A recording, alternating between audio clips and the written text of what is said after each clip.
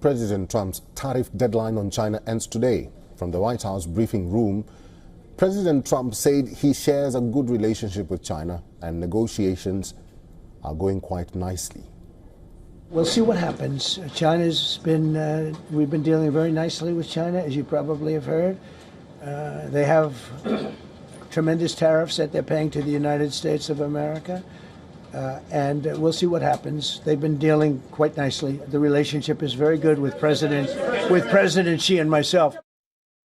Early in the day, Vice President J.D. Vance said President Trump is still weighing whether to hit China with new tariffs over its oil trade with Russia.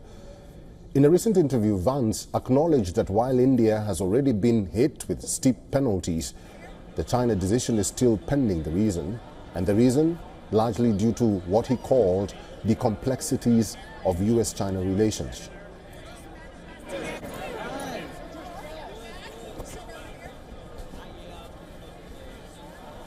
Well, the president said he's thinking about it, but he hasn't made any firm decisions. Obviously, the China issue is a little bit more complicated because our relationship with China, it affects a lot of other things that have nothing to do with the Russian situation. So the president's reviewing his options and, of course, going to make that decision when he decides. Last week, Trump slapped an additional second 25% tariff on India for its Russian oil purchases, bringing the total duties to 50%. It is among the highest the U.S. has imposed on any country. Even as tensions rise, the oil prices have dropped this month.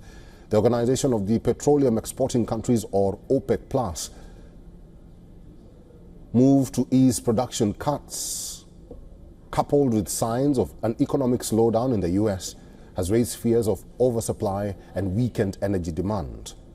Now, it's just one day left for the August 12th tariff deadline.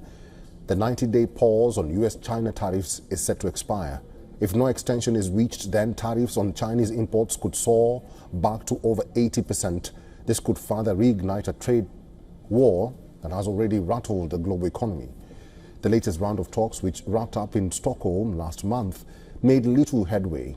Both sides remain divided over key issues, including China's control of rare earth minerals and trade deficit with the U.S. So as the clock ticks down, President Trump faces a crucial choice, one that could change the balance of U.S.-China relations with far-reaching consequences on energy markets and global trade.